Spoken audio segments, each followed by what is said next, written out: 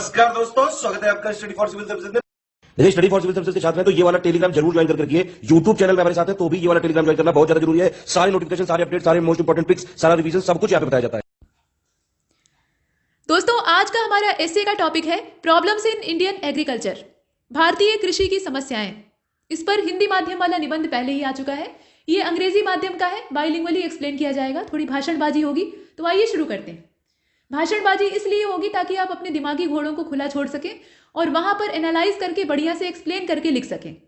शब्द सीमा वैसे निश्चित होती है, 700 शब्दों के अंदर ही आपको अपनी बात रखनी होती है, तो शब्द गिनने की आवश्यकता नहीं है। लेकिन एक अंदाजा लगा लीजिए कि आपके जो 700 वर्ड्स हैं वो कितने पन्नों में आ जाते हैं, कितने पन्नों में अरेंज हो जाते हैं या कितने पैराग्राफ में आ सकते हैं, और उसके आधार पर लिखिए। बहुत ज़्यादा लिखने का यहाँ आपको कोई नोबेल प्राइज़ नहीं मिलने वाला है और उल्टे समय जाएगा, तो समय सीमा निश्चित है, उसके अंदर ही आपको काम करना है। और 3 निबंध लिखने हैं यूपीपीसीएस में, मेंस में, तो इसके लिए तो और ज़रूरी हो जाता है कि आप टाइम को मैनेज करके चलें।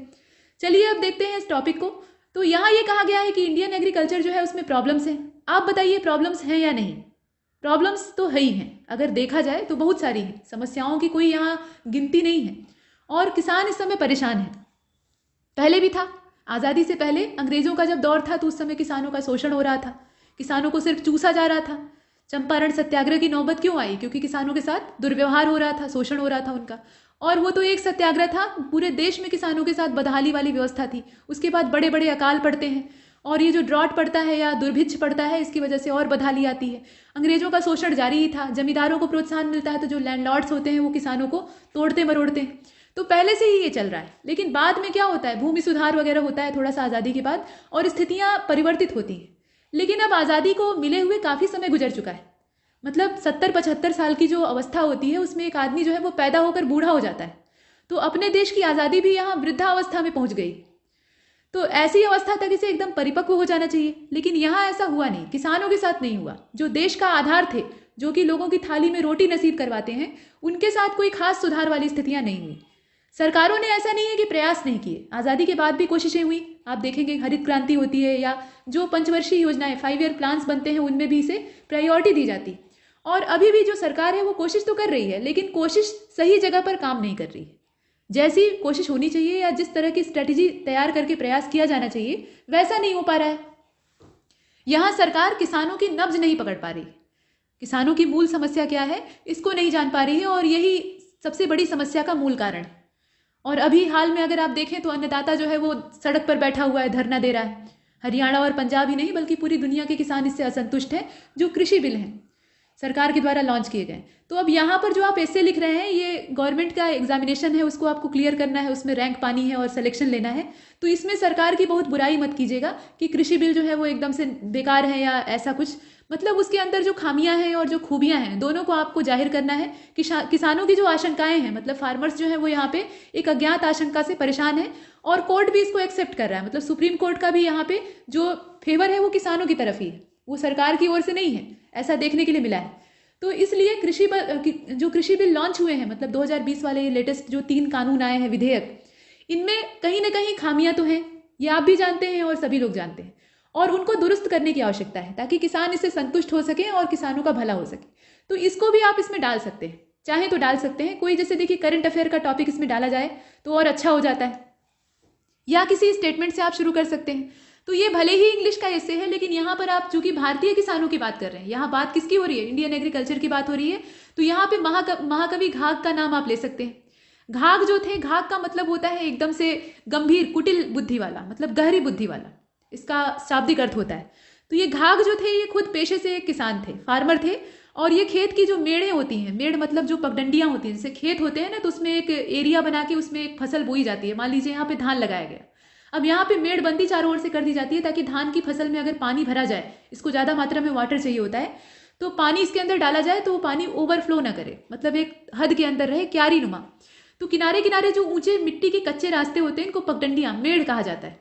तो पहले के जो किसान होते थे जब खेत में अपना काम कर लेते थे, कठोर परिश्रम करते थे और उसके बाद अनाज पैदा करते थे, तो जब कठोर परिश्रम कर लेते थे तो वो अपनी फसल को एकदम निहारते थे खुश होकर। तो वो पगडंडियों पर बैठ जाते थे, जो कच्चे रास्ते होते थे इन पे बैठ जाते थे और अपने खेतों की रखवाली भी करते थे, और वहीं बैठकर अपनी खुशी के गीत गाया करते थे, और वहीं बैठकर कविता कहानियां भी किया करते थे। ये उनका टाइम पास का तरीका होता था। वो एक अच्छा जीवन जीते थे, विशुद्ध देशी जीवन जिसको कहा जाता है। आजकल तो सब जगह हाईटेक वाला जमाना आ गया है, ग्लोबलाइजेशन का भूत सबके सिर पर सवार है, तो किसान भी उससे अछूता नहीं है। और खेती करना लोग आजकल निकृष्ट समझने लगे हैं और जाकर नौकरी की तलाश में भटकने लगे हैं। मतलब सबको एम्प्लॉयमेंट चाहिए, रोजगार चाहिए, सभी लोग एम्प्लॉय बनकर रहना चाह रहे हैं, कोई फार्मर बनकर नहीं रहना चाह रहा है। जबकि नौकरी असल में क्या है? नौकर। आप किसी न किसी के नौकर हैं, चाहे सरकारी नौकर हो या प्राइवेट नौकर हो, और नौकर हमेशा गुलाम होता है। तो गुलामी की जिंदगी किसान की नहीं होती। किसान अपनी मर्जी का मालिक होता है, वो अपनी इच्छा के अनुसार जीता है, और उसे अगर बाहर से कोई सपोर्ट न भी मिले तो वो जमीन का सीना चीर कर उसके अंदर से इतनी मात्रा में पैदा कर सकता है अनाज या चीजें, अलग अलग चीजें, जिसको कि वो आराम से अपने गुजर बसर के लिए इस्तेमाल कर सकता है। और सिर्फ अपने लिए नहीं, अनाज देखिए जब धरती देती है तो भरपूर मात्रा में देती है। सुमित्रा नंदन पंत जो कि भारतीय पोएट हैं, उनकी एक कविता है जिसमें कि कहा गया है, यह धरती कितना देती है। तो कितना देती है उसकी कोई गिनती ही नहीं है। जैसे गेहूं का एक दाना आप जमीन के अंदर डाल दीजिए तो उससे एक पौधा निकल कर आएगा। अगर उसका संरक्षण आपने दिया और उसे पानी वानी दिया तो उससे एक पौधा निकल कर, अंकुर आएगा, फिर पौधा निकलेगा और पौधे में पत्तियां लगेंगी, उसके बाद एक बाली लगेगी, गेहूं की बालियां उसमें लगेंगी। और जो गेहूं की बालियां होती हैं उसमें एक गेहूं नहीं फलता है, बहुत सारे होते हैं। तो एक गेहूं के दाने से आपको सैकड़ों, या अच्छा स्वस्थ पौधा है तो हजारों दाने प्राप्त होंगे। अब आप समझ लीजिए कि धरती कितना अच्छा बैंक है। कोई भी बैंक इस प्रकार का नहीं होता है कि आपने पैसा जमा किया तो वो उसको लाख गुना और 10 गुना या 100 गुना करके दे। बहुत हुआ तो 2 गुना या 3 गुना कर सकता है, वो भी अब कम हो गया है। तो इसलिए धरती सबसे बड़ा बैंक है। तो इतना बड़ा बैंक जो है वो किसान की प्रायोरिटी में आता है या किसान के मालिकाना हक में आता है। वो उसे उसके पूर्वजों से प्राप्त होता है और उस पर वो अपने राजा की तरह शासन करता है। मतलब वो खुद वहाँ का शासक होता है, अपनी मर्जी का मालिक होता है। जैसे मन करेगा वैसी फसल बोएगा, जैसे मन करेगा वैसे हल चलाएगा और वहाँ पर अपने मन माफिक अनाज को पैदा करेगा, अपने भी पोषण करेगा, अपने परिवार को भी पोषण देगा, जो बचेगा उसको बेचेगा तो उससे देश का भी भला होगा। ये सब चीज़ें। तो किसान को अन्नदाता इसीलिए कहा जाता है।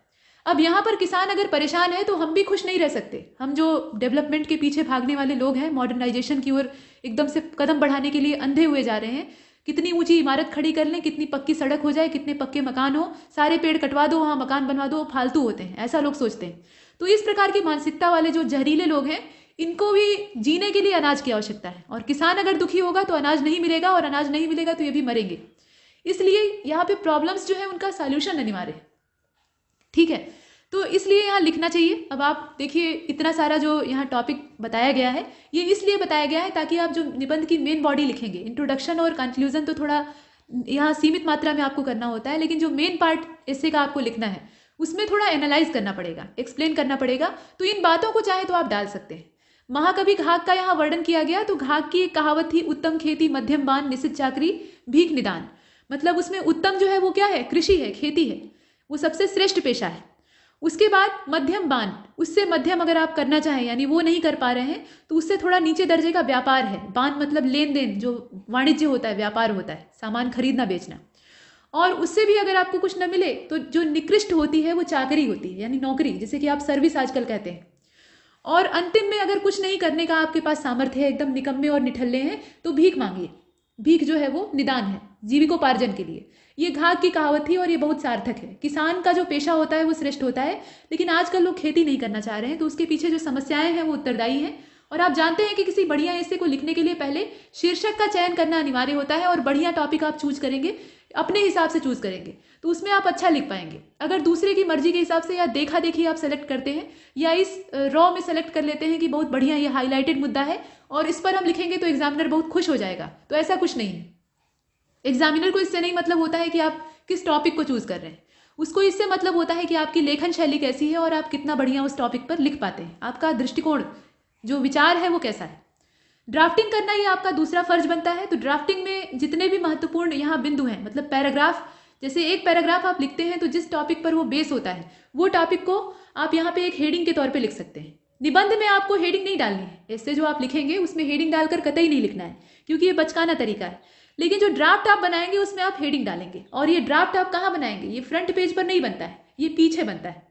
मतलब रफ वर्क जहाँ होता है, जहाँ आप रफ करने का, काटने पीटने का काम कर रहे हैं, वहां पर इसको बनाइए, और जब इसका काम खत्म हो जाए तो इसे क्रॉस कर दीजिए, क्योंकि ये स्ट्रैटेजी है और स्ट्रैटेजी किसी को दिखाई नहीं जाती, ये मैंने पहले भी बताया था। तो अब आपको इस स्ट्रैटेजी पे काम करना है, लेकिन आपने स्ट्रैटेजी बनाई क्या है? देखिए ड्राफ्टिंग यहाँ की गई है। अब ड्राफ्टिंग आप ऐसे ही करें, आवश्यक नहीं है। तो इंपॉर्टेंस ऑफ एग्रीकल्चर, पहले तो आपको कृषि का महत्व बताना पड़ेगा, तो जो मैंने बताया उतना आप डाल सकते हैं। इसके अलावा कुछ आंकड़े भी दे सकते हैं, जैसे यहाँ दिया गया है। इसके बाद सम फैक्ट्स एंड रिपोर्ट। अब यहाँ पे आपको फैक्चुअल डाटा देना पड़ेगा। फैक्ट और रिपोर्ट जो है ये मायने रखते हैं। मायने इसलिए रखते हैं क्योंकि शब्द सीमा 700 की है और 700 शब्दों के अंदर आप बहुत ज़्यादा लिख नहीं सकते। ऐसा नहीं कि बहुत ज़्यादा वहाँ पे डिटेल मैनर में आप गहराई तक जाकर विश्लेषण कर रहे हैं, लिखेंगे तो लेकिन सीमित मात्रा में। तो यहाँ अपनी बात को सिद्ध करने के लिए जब आपके पास दार्शनिक अंदाज नहीं है तो आप तर्क या जो फैक्ट है उनका सहारा ले सकते हैं। तो इसीलिए फैक्चुअल डाटा और जो गवर्नमेंट की रिपोर्ट्स हैं या किसी बड़े ऑर्गेनाइजेशन या संस्था की रिपोर्ट है, रैंकिंग वगैरह है, उसको आप डाल सकते हैं। इसके बाद major problems in Indian agriculture यानी भारतीय कृषि में जो समस्याएं हैं, किस तरह की समस्याएं हैं, उसमें से जो बड़ी बड़ी समस्याएं हैं उसको आप डाल सकते हैं। इसके बाद पोस्ट हार्वेस्ट प्रॉब्लम जो है उसको आप डालिए और अंत में action taken by government and conclusion, मतलब सरकार के द्वारा जो एक्शन लिया जा रहा है और इसका जो कंक्लूजन आप अपनी तरफ से करेंगे वो आपका अंत होगा। इस प्रकार से लिखना है। तो शुरुआत करते हैं। मतलब इसमें इंट्रोडक्शन आपको कैसे देना है, पहले इंपॉर्टेंस ऑफ एग्रीकल्चर। तो शुरुआत आप घाघ की कहावत से कर दीजिए, उत्तम खेती मध्यम बान, इससे शुरू कर सकते हैं। उसको आप हिंदी में भी लिख सकते हैं या अंग्रेजी में उसका इंग्लिश वाला रूपांतरण भी कर सकते हैं, उससे अच्छा प्रभाव पड़ेगा। या किसी महापुरुष का कोई कोट हो, कथन हो, तो उससे भी आप इस्तेमाल कर सकते हैं, शुरुआत कर सकते हैं। तो यहाँ शुरुआत कुछ ऐसी की गई है कि Indian agriculture sector employ more than 50% of India's population and contribute to only 14% of the GDP। मतलब जो ग्रॉस डोमेस्टिक प्रोडक्ट होता है उसमें जो कंट्रीब्यूशन एग्रीकल्चर का है वो कितना है इंडिया के सेक्टर में, मतलब इंडिया के क्षेत्र में, ये 14% है, सिर्फ 14% है। और वैसे अगर देखा जाए तो यहाँ एम्प्लॉयमेंट की जो दर है वो 50% है, यानी जो 50% लोग भारत के हैं उनको कृषि वाला पेशा रोजगार देता है। कृषि ऐसा नहीं है कि ये सिर्फ अपनी मर्जी का मालिकाना हक होता है, ये भी एम्प्लॉयमेंट जनरेट करता है। किसान के यहाँ किसान का पूरा परिवार जो है वो कृषि में खप सकता है, खेतों में खप सकता है। वो अपने बेटे, अपने संबंधियों, अपने लड़के बच्चे सबको लेकर वहाँ पे खेती के काम कर सकता है और इससे क्या मिलेगा, उसे वर्कर्स मिल जाएंगे, काम करने वाले लोग मिल जाएंगे जो कि उसके अपने होंगे। धोखे की गुंजाइश यहाँ नहीं होगी और ये सब लोग मिलकर वहाँ मेहनत करेंगे तो धरती से अनाज पैदा होगा और खाएंगे सभी। यहाँ सैलरी किसी को नहीं मिलेगी लेकिन खाने के लिए अनाज मिलेगा। इस प्रकार से ये एम्प्लॉयमेंट जनरेट करता है। और भी बहुत तरीके हो सकते हैं, ये तो एकदम बेसिक जो ढांचा होता है उसको बताया गया। इसके बाद आप देख सकते हैं यहाँ कहा गया कि this indicate the drastic inequality, मतलब यहाँ नीचे आप देख रहे हैं drastic inequality in term of earning when compared to urban population who are mostly employed in either manufacturing or service sectors। यहाँ तुलना की गई, मतलब इंडिकेट किया जा रहा है, एक इंगित किया जा रहा है किस ओर, जो आमदनी है यानी अर्निंग होती है। तो आपने देखा कि ये एम्प्लॉयमेंट जनरेट करता है, 50% लोग इसी में खपे हुए हैं, कुछ नहीं है तो यहाँ कृषि कर रहे हैं, खेती कर रहे हैं। तो इस प्रकार की कंडीशन में जब हम कंपेयर करते हैं जो अर्बन पॉपुलेशन है जो कि एम्प्लॉई के तौर पे काम कर रही है मैन्युफैक्चरिंग सेक्टर में या सर्विस सेक्टर में, उनके साथ अगर इनकी सैलरी की या इनकी आमदनी की तुलना की जाए तो बहुत जमीन और आसमान का फर्क है। ठीक वैसा ही डिफरेंस है जैसा कि इंडिया और भारत के बीच का है। ये भारत है जिसमें कि किसान रहा करते हैं, जमीन से जुड़े हुए लोग रहते हैं, और वो इंडिया है जिसमें कि बड़ी बड़ी इमारतों में 4 मंजिला और 10 मंजिला और 100 मंजिला जो इमारतें हैं उसमें रहने वाले और कभी एसी से बाहर जो नज़ारा है और वातावरण है उसका दर्शन न करने वाले लोग रहते हैं, वो इंडिया है। तो इस प्रकार से जो भारत और इंडिया के बीच का अंतर है ये बहुत बड़ा हो गया है और उसी में खेती वाला जो पेशा है वो भारत की ओर चला आया है, यानी बीच में खाई बनती जा रही है और ये खतरनाक है। इसके बाद आगे देख सकते हैं आप, दोनों की आमदनी में जमीन और आसमान का फर्क होता है। मतलब इसमें किसान जो है वो दिन रात लगातार ड्यूटी करता है। खेती का जो पेशा होता है उसमें ऐसा फिक्स टाइम और नहीं होता कि आपको 10 बजे सुबह काम पर जाना है और शाम को आप 6 बजे लौटेंगे और बीच का जो जितना समय है उसमें आप वर्क प्लेस पे हैं और घर आकर फिर आप अपना बढ़िया से खाना वाना खाकर हीटर के सामने, अभी ठंडी का मौसम है तो हीटर के सामने या जो फायर प्लेस है उसके सामने बैठकर ताप रहे हैं आग, आराम कर रहे हैं, मतलब मजे कर रहे हैं इस प्रकार से। और लोग भी आपसे खुश हैं, मतलब आपके जो बीवी बच्चे हैं, आपके परिवार वाले हैं, माता पिता हैं, जो भी हैं वो संतुष्ट हैं आपसे क्योंकि आप अच्छा कमा रहे हैं, बढ़िया आप कमाऊ आदमी हैं या कमाऊ महिला हैं। तो ये सब चीज़ें, ये कौन है, ये इंडिया वाले हैं जो कि मैन्युफैक्चरिंग सेक्टर में या और जो सर्विस सेक्टर है वहाँ पे काम कर रहे हैं। इनकी अच्छी खासी मोटी सैलरी है जैसा ही काम करते हैं। और भारत में रहने वाले जो लोग हैं यानी किसान, उनका क्या हाल है, उनके काम के घंटे फिक्स नहीं होते हैं, वो मौसम आधारित एक तो बेचारे होते हैं। दूसरी चीज़ ये है कि उन्हें कभी भी काम लग सकता है। पता लगा कि खेती की उन्होंने, यहाँ पे एक उनका खेत है बड़ा सा, मान लीजिए कई बीघे जमीन है और उसमें कोई फसल जैसे गेहूं की फसल बो दी या कोई हरी सब्जी लगा दी या सब्जी की खेती कर दी। अब उसमें दिन भर उन्होंने काम किया, गुड़ाई की, उसे पानी वानी दिया, खाद दी, कीटनाशक वगैरह छिड़का या और जितने काम होते हैं वो सब किया। शाम के समय उन्हें रखवाली करनी पड़ेगी। अगर घर के पास खेत है तब तो ठीक है, वहाँ तो घर में रहते हुए ही आप देख सकते हैं। लेकिन घर से दूर अगर खेत है, ऐसा गाँव में प्रायः होता है कि गाँव कहीं और होता है और खेत थोड़ा बाहर सिवान वगैरह में होते हैं, तो वहाँ जाकर किसानों को देखना पड़ता है। और इतनी कड़कड़ाती हुई ठंडी पड़ रही है, इसमें पहले के जो किसान होते थे वो लालटेन लेकर निकलते थे, कंबल ओढ़कर और लाठी लेकर, क्योंकि सांड और भैंसे घुस आते थे, या छुट्टा पशु जैसे नीलगाय वगैरह होती हैं वो घुस जाते थे, और रात भर में पूरी खेती साफ। आपने प्रेमचंद की कहानी पूस की रात पढ़ी है ना, हल्कू और झबरा वाली, तो उसमें आपने देखा कि हल्कू झबरा को लेकर सोया रहता है, बढ़िया ठंडी पड़ती रहती है, आग जलाकर सो जाता है, और उसके खेत में जानवर घुस जाते हैं, उसे आलस लगता है, वो उठता नहीं है और खेत तबाह हो जाता है, और वो जमींदार की गुलामी करने के लिए मजबूर हो जाता है। इस प्रकार की कहानी है, तो वो यथार्थ है, वो कोई कहानी नहीं है, वो वास्तविकता है। ऐसे बहुत सारे हल्कू और झबरे जो हैं वो गाँव में पाए जाते हैं, अभी भी है। थोड़ी सी स्थिति बदली है, लेकिन पहले जैसी ही है, बहुत ज़्यादा उसमें सुधार नहीं हुआ है। तो ये जो पेशा है, इसमें आमदनी में जमीन और आसमान का फर्क है, और यही यहाँ बताने का प्रयास किया जा रहा है। इसके बाद देख लीजिए, यहाँ पर कहा गया कि agriculture play a vital role in Indian economy. Over 58% of rural households depend on agriculture as their primary means of livelihood.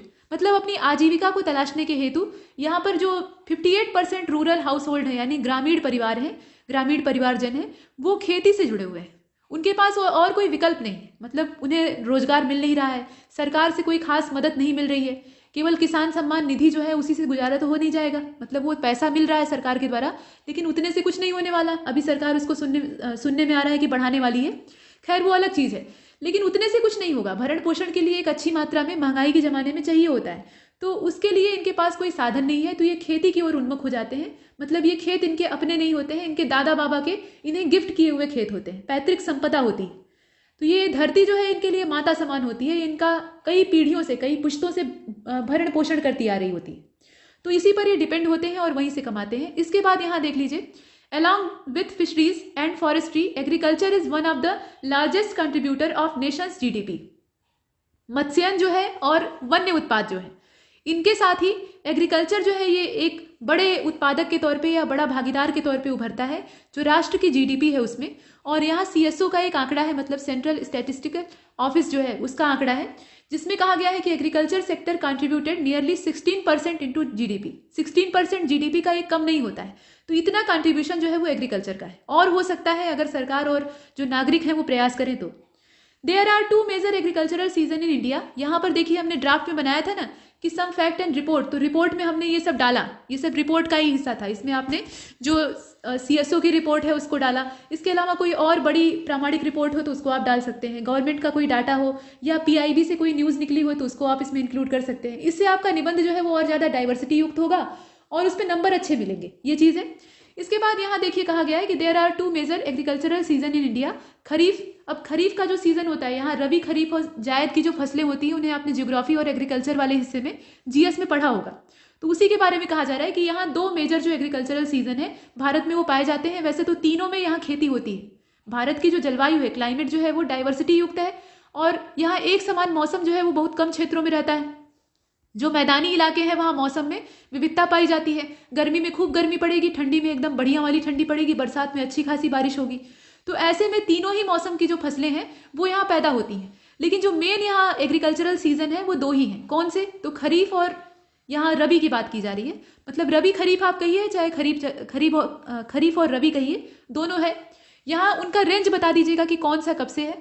तो खरीफ का जो सीजन होता है वो अप्रैल से सितंबर। इसमें rice is the main crop, मतलब गेहूं की फसल यहाँ कट गई रहती है और उसके बाद खेत खाली रहते हैं। तो बीच वाला जो समय है वो जायद की फसल का होता है और उसके बाद तब खरीफ पैदा होता है। तो खरीफ का जो सीजन है, मतलब यहाँ अगर देखा जाए तो खरीफ का जो सीजन है वो अप्रैल से सितंबर का होता है। जो बरसाती मौसम होता है उसमें धान की रुपाई होती है, धान को पानी चाहिए होता है, और उसके बाद सितंबर तक आते आते इसकी फसल तैयार हो जाती है और सितंबर का लास्ट या अक्टूबर तक इसकी कटाई पूरी हो जाती है और उसके बाद फिर खेत खाली हो जाते हैं। तो जो कार्तिक महीने का सीजन होता है, हिंदू महीना कार्तिक होता है, तो उसके हिसाब से अगर देखा जाए तो वो गेहूं बोने का सीजन होता है। गेहूं की बुआई होती है, आलू लगाया जाता है, ये सब होता है और उसके बाद इसकी खेती तैयार की जाती है, फसल तैयार की जाती है। तो ये सीजन है खरीफ का सीजन। और उसके बाद यहाँ उसकी मेन क्रॉप जो है वो बताई गई है राइस। उसके बाद रबी का जो सीजन है उसमें वीट जो है वो मेन फसल के तौर पे इस्तेमाल किया जाता है। गेहूं और चावल, और गेहूं और चावल दोनों के उत्पादन में हम अग्रणी है पूरे विश्व में, ये हम भी जानते हैं। इसके बाद देखिए यहाँ टोटल फूड प्रोडक्शन के बारे में कहा जा रहा है। तो ये पुराना डाटा है, इसको आप अपडेट कर लीजिएगा 2019-20 का जो आंकड़ा है उसके हिसाब से। इसके बाद ये कहा गया है कि in addition to it India stand first in the world in the production of pulses, mangoes and milk. It stands second in the production of rice, sugarcane, jute, and oilseed. The use of high-yield variety seed, fertilizer, irrigation facilities, and other modern agricultural machinery. अब कौन कौन सी machinery है, तो यहाँ पे tractors का आप नाम लिख सकते हैं, थ्रेसर्स का नाम लिख सकते हैं, मतलब जो थ्रेसिंग की जाती है, मड़ाई जिसको कहा जाता है, तो वो थ्रेसर होते हैं, मशीन होती है। इसके अलावा जो स्प्रेयर्स होते हैं उनका आप इसमें नाम लिख सकते हैं। जो कंबाइन इसमें इंस्ट्रूमेंट्स होते हैं उनका आप इस्तेमाल कर सकते हैं या नाम लिख सकते हैं। तो बहुत तरह के जो कृषि उपकरण हैं जिन्हें कि आप मॉडर्न एग्रीकल्चरल मशीनरी के तौर पे देखते हैं, उनका आप इसमें जिक्र कर सकते हैं। इसके बाद ये कहा गया है कि it is known that India is an agricultural economy, मतलब हमारी जो अर्थव्यवस्था है वो कैसी है, कृषि प्रधान अर्थव्यवस्था है, ये हम भी जानते हैं। And it has capacity to produce at least 3 crop in a year, और इसके अंदर ये क्षमता है कि ये पूरे वर्ष भर में 3 फसलें जो है उन्हें पैदा करें। It provide employment and determine the standard of life, मतलब इसमें ये बताया जा रहा है कि ये एम्प्लॉयमेंट को प्रोवाइड कराता है, इसके अलावा जो लाइफ के स्टैंडर्ड है उन्हें डिटरमाइन करता है for more than 50% of the population, मतलब 50% से भी ज़्यादा जो जनसंख्या है वो इस पर इस मामले में निर्भर है। इसके बाद आप लिख सकते हैं कि on the other hand the agricultural sector of India faces many problem. यहाँ पे बहुत सारी समस्याएं हैं। देखिए अभी तक तो हमने महिमा मंडन किया है, लेकिन अभी समस्या कौन कौन सी है तो उनको आपको गिनाना पड़ेगा। तो चाहिए तो आप यहाँ पे हेडिंग डाल सकते हैं, समस्याओं के तौर पे हेडिंग डालकर लिख सकते हैं, और नहीं तो एक फ्लो चार्ट बना सकते हैं, फ्लो चार्ट बना के भी आप उल्लेख कर सकते हैं। यहाँ पर नंबर डालकर नंबरिंग करके किया गया है, तो 1 2 3 4 आप डाल दें, चाहे बुलेट्स डाल दें, ऐसे बुलेट पॉइंट जो बिंदु के रूप में होता है वो डालकर लिख सकते हैं। यहाँ कहा गया कि low productivity level it primarily determine the income to the farmer and availability of food. However, per unit area, productivity of Indian agriculture is much lower than other major crop producing countries like China, Brazil and USA। मतलब इसमें ये कहा जा रहा है कि जो लो productivity level है ये एक समस्या की जड़ है। मतलब अपने देश में होता क्या है कि खेत बहुत लंबे चौड़े होते हैं, मतलब खेती के लिए अच्छी खासी जमीन को कवर किया जाता है, लेकिन उससे जो उत्पादन होता है वो बहुत धीमी क्वालिटी का होता है, यानी लो क्वालिटी का होता है, कम मात्रा में एक तो होता है, और जितनी अच्छी फसल होनी चाहिए वैसी नहीं हो पाती है। तो इसके पीछे कारण वही है कि एक तो मौसम आधारित कृषि होती है, मौसम अगर खराब हुआ तो सब कुछ तबाह हो जाएगा। पता लगा 2 बीघा में धान बोया है और फसल अगर खराब हो गई तो 1 बीघा की जो उपज है वही प्राप्त होगी, इस प्रकार से होता है। दूसरी बात यह है कि हम बहुत जो ट्रेडिशनल एग्रीकल्चर है उसी को करते हैं, और ट्रेडिशनल एग्रीकल्चर में मॉडर्नाइजेशन नहीं होता है, तो जो आधुनिक चीज़ें हैं उन्हें हम डाल नहीं पाते या हमारे पास उपलब्ध नहीं होती हैं। इस वजह से प्रोडक्शन अन्य देशों की तुलना में कम होता है। जैसे अगर तुलना की जाए तो चाइना के पास हमसे धान के खेत कम मात्रा में, धान की जो पैडी फील्ड होती है वो वहाँ पे कम है, अपने यहाँ ज़्यादा है एरिया वाइज, लेकिन अपना प्रोडक्शन जो है वो चाइना से पीछे है। चाइना इस मामले में नंबर 1 है, हम 2nd पोजीशन पे हैं। तो ये किस वजह से हो रहा है? क्योंकि हमारे अंदर उतनी ज़्यादा जो यहाँ प्रोडक्टिविटी की पावर है वो नहीं है। ऐसा नहीं है कि हमारी ज़मीन बंजर है, हमारे पास वो संसाधन नहीं है, या हम लोग एकदम ट्रेडिशन में अभी डूबे हुए हैं। तो उससे बाहर निकलने की आवश्यकता है। चाइना, ब्राज़ील या यूएसए या जितनी भी कंट्रीज हैं जहाँ फार्मर्स जो है वो बढ़िया उत्पादन करते हैं, उनके बारे में कहा जा रहा है। इसके बाद अनडेवलप्ड इरिगेशन फैसिलिटीज़, जो सिंचाई की व्यवस्था है वो कैसी है? यहाँ पे अंडर डेवलप्ड है, मतलब अभी जो है वो निर्माणाधीन है या उनमें ठीक ढंग से व्यवस्था नहीं है, जो कुशलता होनी चाहिए वो नहीं है। मतलब पानी जितना आप सिंचाई के लिए लगाते हैं उतनी आवश्यकता नहीं होती है, या जहाँ पे पानी की आवश्यकता है वहाँ पे पानी पहुँच नहीं पाता। हालांकि अब कैनाल्स और तरह तरह की व्यवस्था हो गई है, लेकिन फिर भी सिंचाई के जो तरीके हैं वो पहले वाले आदम जमाने के हैं और उनमें सुधार की आवश्यकता है। इसके बाद यही बताया गया है कि rain fade agriculture contributes 45% of the total agricultural output, it cover just 60% of the gross cropped area. मतलब यहाँ पे एक आंकड़ा बताया गया है, तो आंकड़े को आप डाल सकते हैं।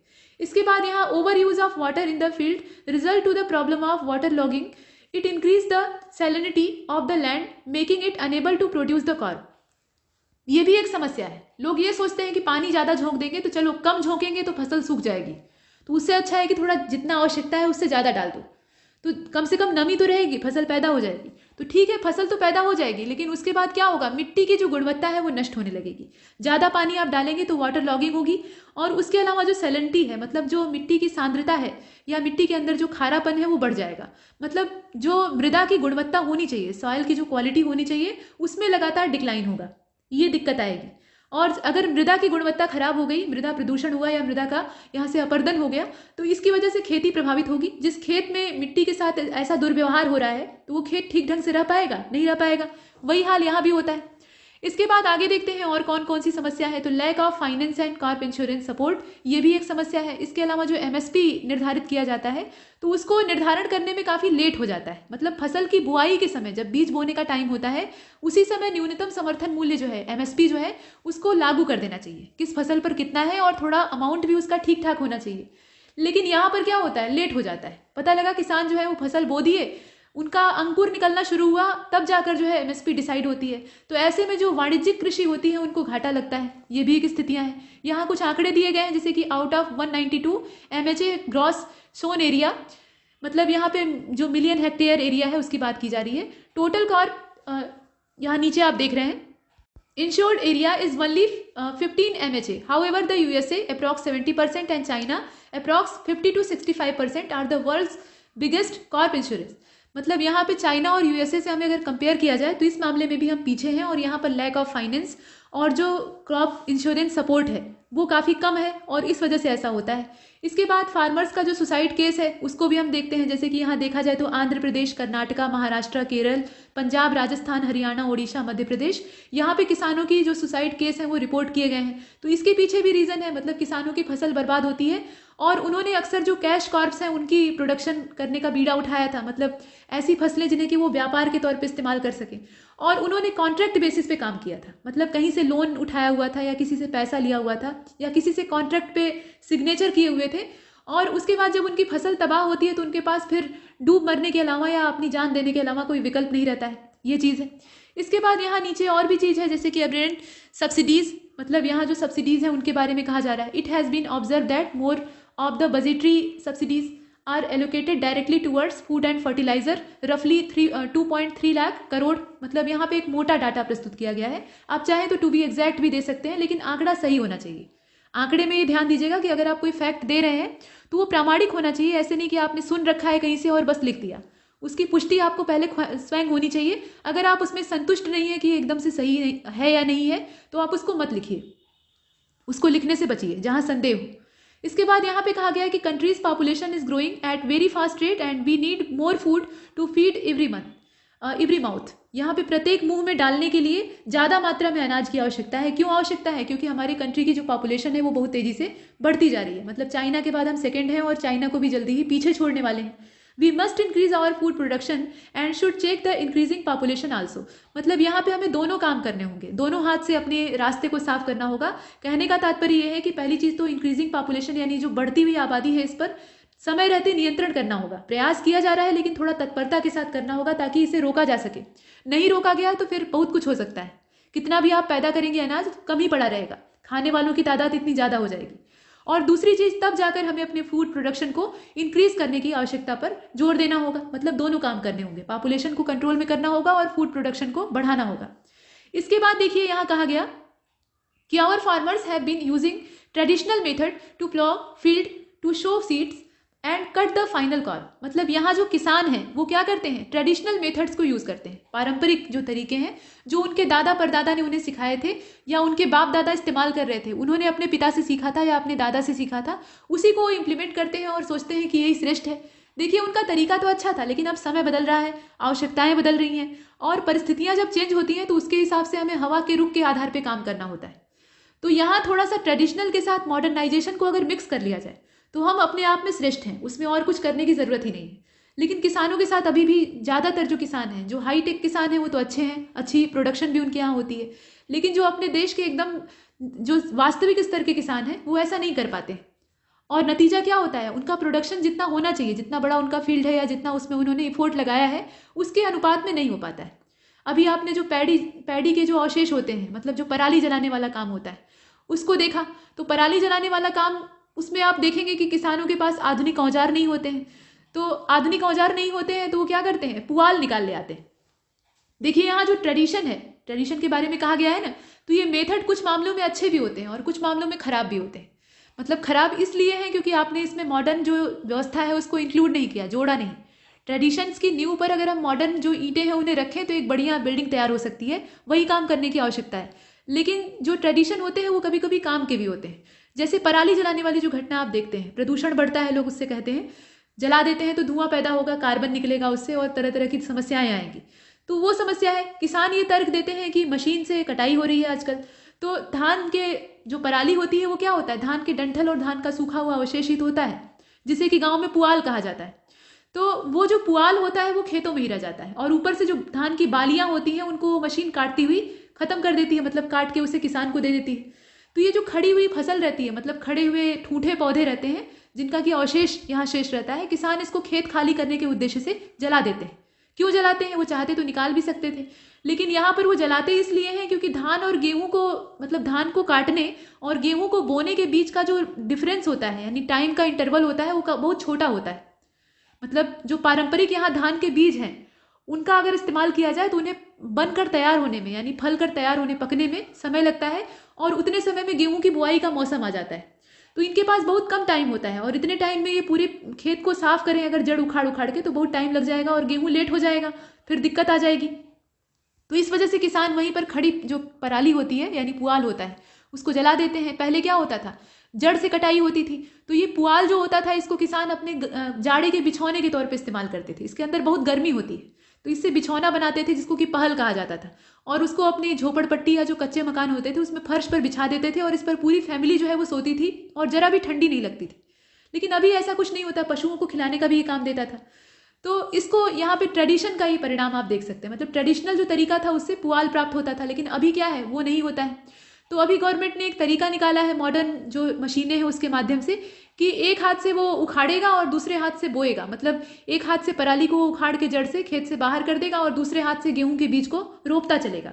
तो इस तरह से एक पंथ दो काज वाला जो काम है वो हो जाएगा। लेकिन इस प्रकार की आधुनिक मशीन हर किसान के पास हो, ये आवश्यक तो है नहीं, सब किसान इसमें सक्षम भी नहीं है। अगर हो जाए तो बहुत अच्छी बात है। तो ये ट्रेडिशन और जो मॉडर्नाइजेशन है उसके बीच का फर्क है, जिसको कि हम यहाँ देख रहे थे। इसके बाद यहाँ कुछ और समस्याएं हैं, जैसे कि आप देख रहे हैं कि कहा गया है कि extensive use of fertilizer and continuous cultivation for year together affected the fertility of land. मतलब जो फर्टिलाइजर्स हैं और जो कल्टीवेशन है उसको एकदम अंधाधुंध किया जाता है। मतलब किसान की आवश्यकता है, उसको फसल बोनी ही है और तैयार करनी है अगर अपने परिवार को चलाना है तो इसके लिए वो लगातार एक फसल खेत से खत्म हुई, मतलब जमीन से खाली हुई, तो उसके स्थान पर फिर दूसरी फसल बो दी जाती है। जैसे कि आप देख रहे हैं कि धान की फसल है, कटी तो उस खेत में गेहूं बो दिया जाता है, फिर गेहूं निकला तो फिर कुछ और बो दिया जाता है, मतलब खाली नहीं छोड़ते। तो इससे क्या होगा, मिट्टी के अंदर जो न्यूट्रिएंट्स हैं वो खत्म होने लगेंगे, पोषक तत्वों की समाप्ति होने लगेगी, और उसके बाद मिट्टी के बंजर होने की नौबत आ जाएगी। इस प्रकार से होता है। और जो झूम कृषि के बारे में आप सुनते हैं, शिफ्टिंग कल्टीवेशन जो आदिवासियों के द्वारा की जाती है, तो वहां पर क्या होता है, जब एक ही स्थान पे अंधाधुंध ये उपज कर लेते हैं और वहां की जमीन में प्रोडक्टिविटी कम हो जाती है, तो ये आगे के जंगल काट कर वहां पर खेती करना शुरू कर देते हैं। लेकिन यहाँ पर जो इंडियन फार्मर है, मतलब जो मैदानी किसान है या आसपास के गाँव में रहने वाले किसान है, वो ऐसा नहीं कर सकते, और ये तरीका भी गलत है। जंगल को काटना कौन सी बुद्धिमानी। तो इसलिए यहाँ पर समस्या ये होती है कि जमीन से उत्पादन ही घटने लगता है। तो ये और क्या करते हैं, उसमें भर भर कर फर्टिलाइजर झोंकने लगते हैं, मतलब खाद डालने लगते हैं। और जब खाद डालने लगते हैं तो इससे होता यह है कि तत्काल में फसल तो बढ़िया हो जाती है, लेकिन उसके बाद जो मिट्टी की प्रोडक्टिविटी है वो भी खराब होती है और मिट्टी में प्रदूषण बढ़ता है, इससे आने वाली फसल खराब हो जाती है। तो किसान जानता है खेती के तरीके, खेती करने में वो सक्षम है, लेकिन थोड़ा सा जो मॉडर्न पुट है वो देने की आवश्यकता है। किसानों को थोड़ा सा यहाँ मॉडर्नाइजेशन अपनाने की आवश्यकता है, और जो किसान इसको अपना रहे हैं वो खुश हैं। जो अभी ट्रेडिशनल तरीके से चल रहे हैं, ऐसा नहीं कि वो ट्रेडिशन को एकदम छोड़ दें, लेकिन साथ में थोड़ा सा मॉडर्न जो टेक्नोलॉजी है उसको लेकर चलें, ये कहने का तात्पर्य है। इसके बाद small and fragmented land holdings with lack of fund are other hindrance. मतलब यहाँ पे जो ये फंड का लैक है, और जो स्मॉल यहाँ पे दायरा खेतों का होता है, छोटे छोटे टुकड़े वाले खेत होते हैं। ऐसा नहीं कि सभी किसानों के पास बहुत बड़े बड़े खेत हैं। कुछ किसान ऐसे होते हैं जो कि सिर्फ अपने परिवार को चलाने भर ही जमीन रखते हैं, मतलब इतनी ही जमीन उनके पास होती है जितने में कि उनकी फैमिली का बढ़िया से भरण पोषण हो जाए। तो इस तरह के छोटे भी किसान हैं, तो इनके लिए जो फंड का लैक है वो भी एक समस्या है। Irrigation become difficult in small fields. जो सिंचाई की सुविधाएं हैं वो भी यहाँ पर दिक्कतें उसमें भी पैदा होती हैं। जो स्मॉल फील्ड होते हैं वहाँ समस्याएं होती हैं। The cost of using seeds and fertilizer is also relatively higher than that of large land holdings. Lot of lot of efforts of labour and time is wastage in moving seed, manures and fertilizer final produce and cattle from one piece of land to another. मतलब यहाँ पे छोटे जमीन के टुकड़े में जो खेती करने के लिए दिक्कतें आती हैं उसके बारे में कहा जा रहा है कि छोटे छोटे जो खेत होते हैं उसमें एक तो सिंचाई में दिक्कत आती है, दूसरी चीज़ ये है कि वहाँ पे जो बीज है उन्हें ले जाना, फर्टिलाइजर्स ले जाना, पशुओं को वहाँ पे इधर उधर ले जाना, ये सब समस्याएं होती हैं। मतलब एक खेत से दूसरे खेत, यहाँ छोटे छोटे खेत होते हैं तो एक में कितना आप इफोर्ट लगाएंगे, तो इस हिसाब से यहाँ दिक्कतें जो आती हैं उसको लिखा गया है। और जितनी समस्याएं आपको यहाँ समझ में आ सकती हैं उतना आप लिख सकते हैं।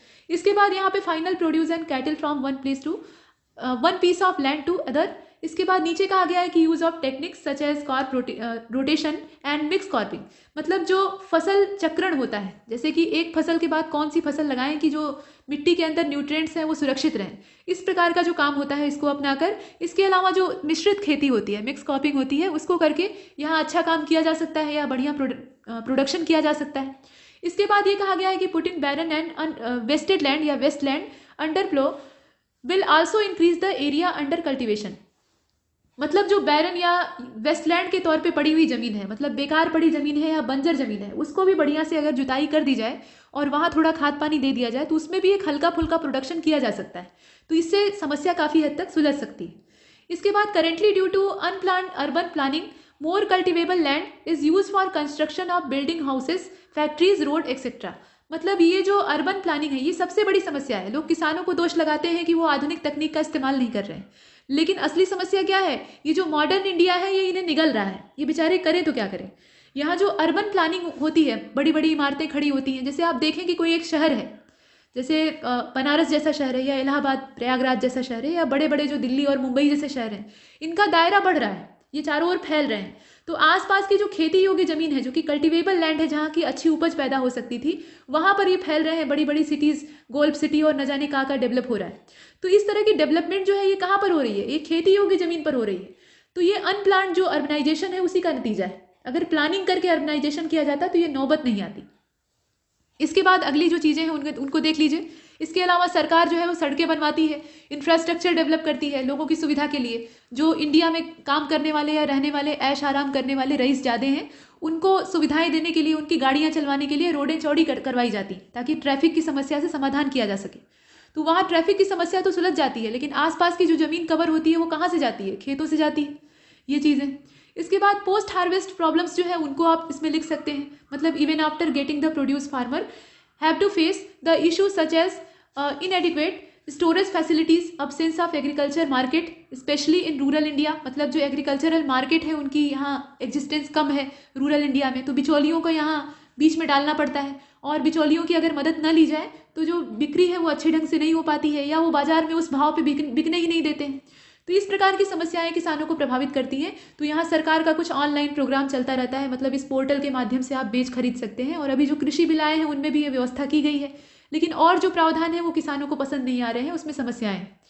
इसके बाद देख लीजिए, many of agricultural products need to be sold और स्टोर्ड बिफोर दे ऑक्यूपाई, माफ कीजिएगा, overripe of get destroyed.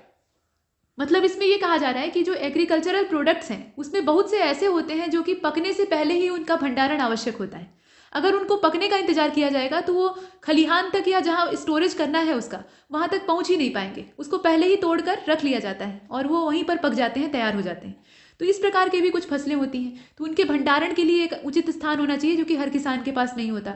इनएडिक्वेट transport is one of the main handicap with the, यहाँ नीचे आप देख रहे हैं, with the post harvest issue, the lack of rural agricultural product market and unorganized linking of villages lead to wastage of the product. मतलब यहाँ पर ये बताया जा रहा है कि जो किसान का प्रोडक्शन है वो कभी कभी जाया हो जाता है, अक्सर जाया हो जाता है। पता लगा आलू की फसल खूब बढ़िया हो गई, आलू खूब भरपूर मात्रा में पैदा हुआ, तो किसान जो है वो मंडी में जाएगा, जो आसपास की मंडियां हैं, और वहाँ पर अगर उसे अपनी बीज बोने भर का भी दाम वसूल नहीं होगा तो वो सोचेगा कि चलो अब इसको बेचने का क्या फ़ायदा है, मतलब इसका भाव ही नहीं लग रहा है तो हम बेचकर फ़ायदा ही क्या पाएंगे। तो उससे अच्छा है आलूओं को अपने पास ही रख लेते हैं, अपने पड़ोसियों को 2-4 किलो दे देते हैं, 10 किलो दे देते हैं, और जो बचा हुआ है उससे चिप्स पापड़ बना लेते हैं, और जो बचा है उससे पराठे सेक लेंगे। ऐसा सोचता है, मतलब खपाने की सोचता है, उसके पास और कोई विकल्प नहीं होता है।